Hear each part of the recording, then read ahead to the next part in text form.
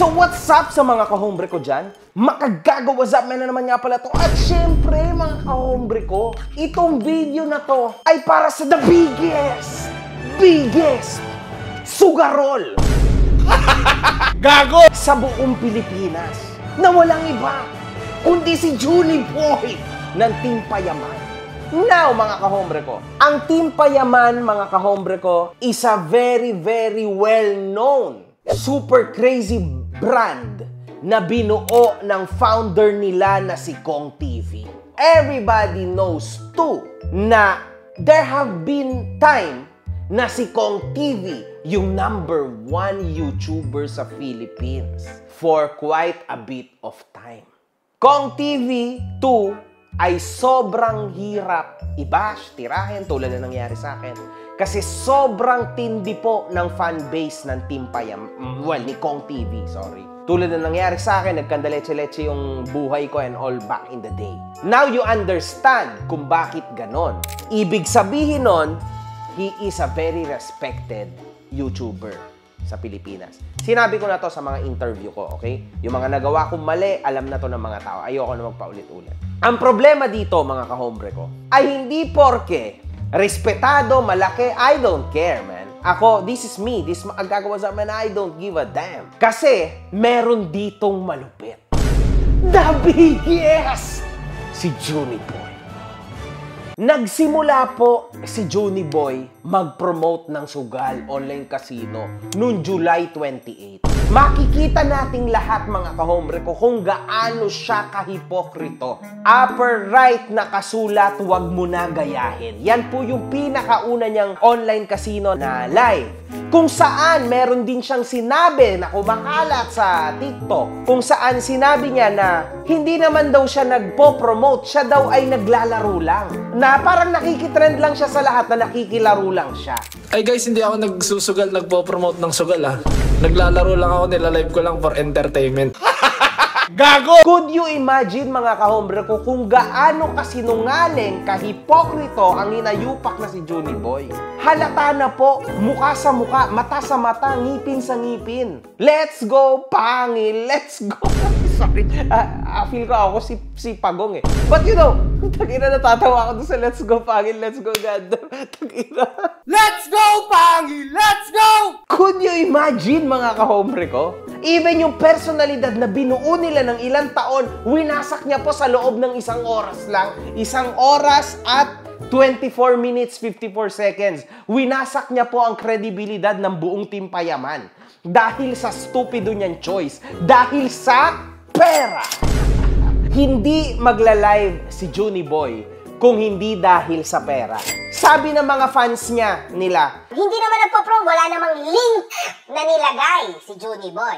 Now, yun nga po yung mas malupit. Pero naka-plug po sa live niya yung logo, yung banner ng kanilang online casino. That's even worse. Kasi wala nang mamamagitan na agent.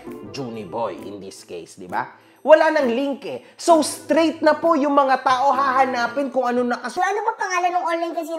Okay. Nasa upper left. Oh, tapos straight po, 100% is straight lahat ng kikitain, lahat ng commission, straight na yon sa online casino site.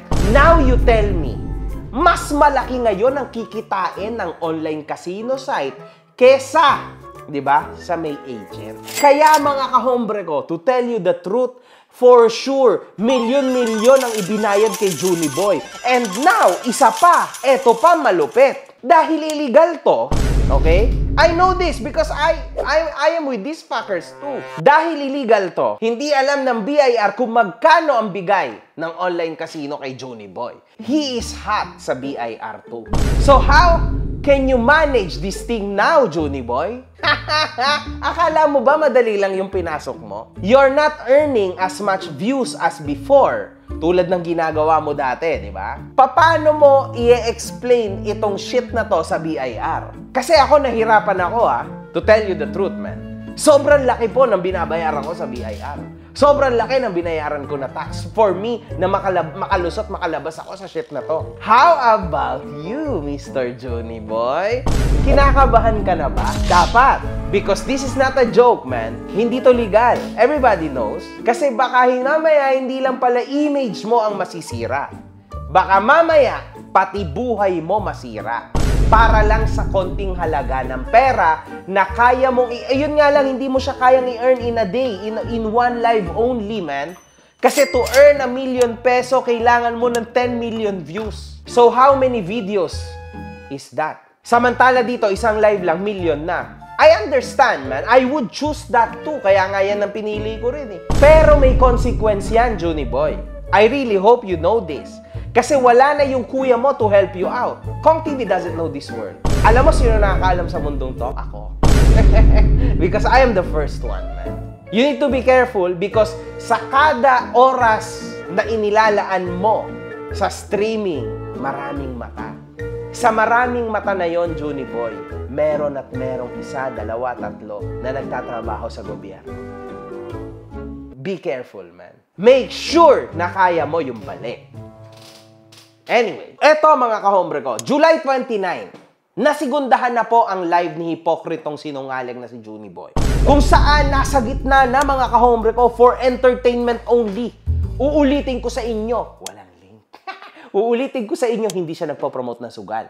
Uulitin ko sa inyo, siya po ay naglalaro lang. Hindi totoo yan na naglalaro siya tulad ng sabi niya, for the hype, trend, wala lang, gusto niya lang maglaro. No, not true.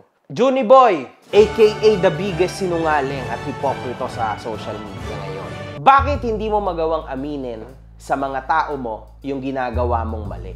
Bakit pilit mong itinatago yung kamalian mo? Dahil ba yon sa masyado nyong sinanay yung fanbase ng Team Payaman na malinis kayo? At hindi mo kaya na mag-receive ng bad comments? Ng bash? Ibig sabihin pala, Johnny Boy, napakahina mo palang klase ng tao. Sa totoo lang, wala ka pa sa 1/4 ng kakayanan ng kuya mo. Kung milyon-milyon ang naging offer sa'yo ng online casino na to, for sure, kay Kong, tens of millions. Pero hindi siya bumitaw. Kasi hindi niya binitawan yung mga fans niya. Yung binild up sa'yo ng kuya mo, binild up mo rin sa sarili mo. Because the guy is a very good entertainer, mga kahombre ko, di ba? Believe it or not, he's a great comedian. Yung trust ng parents mo sa'yo, nung tatay mo, na he's well known too now. Man, everybody knows na you are making the biggest mistake of your life, man. Maybe ikaw, masaya ka because you're earning your money. Pero man, pansinin mo, pabagsak ng pabagsak yung views, yung likes mo, yung shares mo. Kasi they are being disappointed. Hindi ko alam kung ano pa kaya ang muka na ipamumuka ng tao na to sa kanyang mga fans. This is the biggest downfall of this year. I really hope na yung mga yung mga ka-level nila, tulad ni Gio Ong, tulad ni, anong pangalan nun? Yung Kapinpin, di ba? Tulad nung Malupiton. I really hope na hindi sila pumasok sa ganito because, man, grabe yun, man. If ever, damn, puro sugarol na yung magiging viewers. Kumbaga, hindi na siya balance, di ba? Back in the day, yung circle ko lang eh. Lumawak na ng lumawak. Grabe yun, man. Hindi na magiging balance. Alam niyo yun? Kahit nga sa mga anime, dapat balance, di ba? So, definitely, pati sa mundo natin sa social media, kahit sobrang laki na, dapat may balance pa rin kasi, oh my God, it's gonna be hell. Sa ikatlong live ni Johnny Boy, sigurado napanood niya yung video ko. Now, nakikita natin na wala nang nakasulat na kahit na anong watermark. Makikita natin na hindi na naglalagay ng babala si Johnny Boy sa kanyang mga fans. Napahiya din siguro tong tukmol na to. Gago! Ngayon, nakikita natin na mas tumindi po ang mga live niya. Naging 2 hours and 28 minutes na, mga boss. So, means, mas malaki na po ang ibinabayad sa kanya. Pero in this case, wala pa rin siyang inilalagay na link. So, alam niyo na kung ba't ganon, di ba? May pinapatunayan pa rin siya. Maybe he's still holding on, di ba? Kasi mga kahombre ko, this year is the year of pettiness sa mga vloggers. Everybody's falling down. Look, man, kasama na ako doon, man. Check. Tingnan nyo. I-fact check nyo yung sinasabi ko. Everybody's views are going down. Isa na lang ang natitirang malupit. Si Tony Fowler na lang. Real talk, man. Real talk talaga, siya na lang yung natitirang malupet. Na vlogger ha, yung totoong vlogger, yung views. Obviously si Gio Ong, obviously yung iba pa. Kung consistency, si Tony na lang ang nakikita kong consistent now. Everybody's falling, man. Sumobra na pong sikip yung mundo ng social media. Na-realize din to ni Junie Boy. So, tangina, ginagawa nga nila Awit, nila MG, nila, puta, bakit hindi ko to gawin? Nila Tony. Why? Ba't hindi ko din to gawin? Ah, okay. I-try ko kaya. Bang! Na-realize niya ngayon na putya, ang dali pala ng pera dito. Kahit na mapasama na ako sa tao, okay na yun. Basta mahalaga may easy money ako. Kasi syempre may pamilya din siya. May asawa din siya. May anak siya, may mga anak siya na gusto niya ring mag-enjoy in life. I understand. Kesa naman mag-hustle-hustle siya sa YouTube. Kaso lang, Junie Boy, wag mo nang asahan. Kasi pansinin niyo mga kahombre ko, galing siya sa malulupit na brand. Tulad ng Mountain Dew, sa ML, di ba? Nandun sila back in the day. Wag mo na asahan, Junie Boy. Kasama na sa downfall mo yon. Wala nang kukuha sa'yo na malulupit na mga endorsement, yung mga legal. Kasi napasok mo na tong mundo na to. Sa bawat positive, there will be more negatives. Yan ang mundo na pinasok mo. Yung only positiveness mo is easy work and easy money. But then yung negativeness mo is a lot, man. Sobrang dami. Now, nito na lang to, mga kahombre ko. Nag-live na siya. But this time, with his very own link. Tangina. Ayan ang sinasabi ko sa inyo. Now yan. Ibalik nyo, i-rewind nyo ng konti yung sinabi ko. Diba sobrang niyang hipokrito at sinungaling sa inyo? Fans niya na timpayaman, diba? Sinungaling o hindi si Junie Boy? Nagsinungaling din siya sa inyo. Big time, kitang-kita na. From the beginning kasi, alam na niya to. Pero itinatago niya lang sa inyo, low-key lang. Eto na, kumapal na po ang mukha niya kasi mas malaki na yung naging offer sa kanya. Naglagay na po siya ng sarili niyang link. So ngayon, dalawa na po ang kita ni Junie Boy. TF niya, pagkatapos nun, yung kanyang commission. Di ba?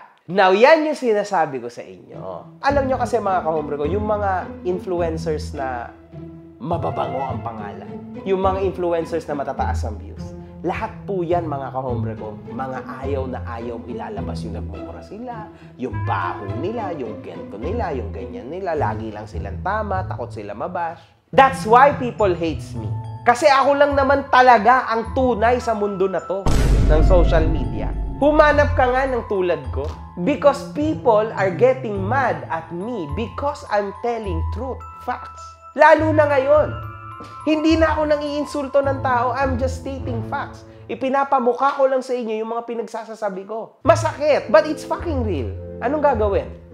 Sobrang totoo yung sinasabi ko. Sobrang tindi po ng pagsisinungaling ni Junie Boy sa inyo. Eto na, ikalima. Eto na po yung pinakamalala sa lahat. Nakikita natin, yung hypocrisy niya ay kasing laki na ng planet Earth. Makikita natin na sa kanyang live na online casino, naglagay siya ng link. Naglagay siya ng ibang link, okay? Mamimigay ako sa mga nasa kick. Tapos pag sinimor mo, bang! Online casino site. Link niya. Gago! Grabe, Junie Boy, man. I still feel bad for this, man. Kasi naisip ko, God, paano napasok ng ganyan yung timpayaman, man? Habang tumatagal, mga kahombre ko, yung binild ni Kong na ganyang kataas, pabawas po ng pabawas kada oras na nagla-live si Junie Boy. Nakakapanghinayang kasi sobrang linis ng pangalan ng timpayaman. Binahidan ng hinayupak na si Junie Boy. Grabe, man. I feel bad for Kong TV because he's been here for super long, man. And now, this guy is ruining his legacy. At least yung grupo niya, yung timpayaman niya, yung kahinaan niya, timpayaman, as of now. Wala pong pinakita si Kong TV sa atin as of now na kahinaan niya, kundi ang timpayaman. Yun yung nakakapagpabutas sa kanya ngayon. And syempre, si iSpeed. Si iShowSpeed. Now, napansin din natin yon. Mabalik tayo doon. Kung saan marami din nasabi ang mga tao kila Kong TV dahil kay iShowSpeed. Kesyo hindi daw pinansin ni Kong si iShowSpeed. Actually, may point si Kong TV dito, mga kahombre ko, to tell you the truth. Kung ako si Kong TV, ganun din ang gagawin ko. Because yung hype ni iShowSpeed, hindi talaga kaya ni Kong TV yun. Baka magmukhang tuod lang si Kong TV kapag katabi niya si iShowSpeed. Anong gagawin niya? Lahat ng tao na nandun, nung panahon na nandun si iShowSpeed sa BGC or kung saan man siya pumunta, kilala si Kong TV ng mga yun. But you know, anong gagawin ni Kong TV doon? What? Kakaway-kaway? Anong gagawin, man? Because that's not his content. Hindi na siya kasing kulit noon, nung bata pa siya. iShowSpeed is still young. Si Kong TV is not young. Actually, magkaedad talaga kami. Parehas din kami ng birthday. Gets nyo? Magkaedad talaga kami. So, wala na yung hype before. Even ako, yung way of talking ko, kung mapapansin nyo, hindi na ako tulad yung dati nung bata ako, di ba? Pero kung nung bata pa si Kong, maybe may chance siya kay iShowSpeed. Pero ngayon, wala. So, hindi naman dahil sa inisnab. Mali lang yung sabi nung si Chrissy Aquino, di ba?